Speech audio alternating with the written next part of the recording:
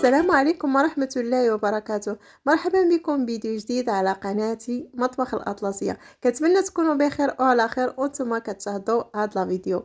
اليوم جبت لكم طريقة تحضير البغرير بدون السميد الأصفر، فقط مكون خطير وكيطيح بثمن منخفض رغم هذا الغلاء. تبع معايا الفيديو من الاول حتى الاخر باش تعرفوا طريقة التحضير والمكونات.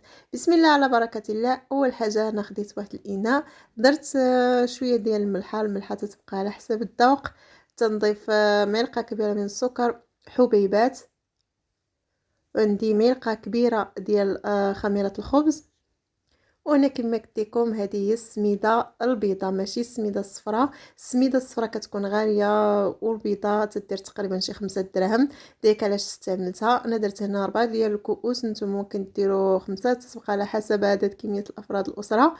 هنا كنخلط النواشف من الماء، تنضيف الماء دافي، تقريبا ضفت 2 كيسان وحركتهم وخليتها شويه حتى تشربات، عاد ضفت 2 اخرين.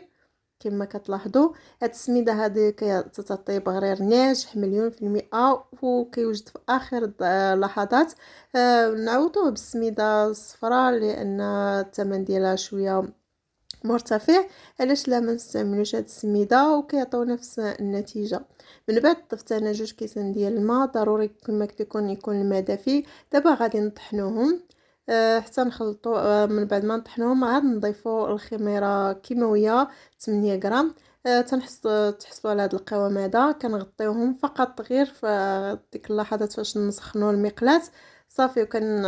وكنبداو نطيبوا، ما كنخليهمش يرتاحوا بزاف، تقريبا واحد 5 دقائق 6 دقائق صافي تيكون البغرير ديالنا واجد.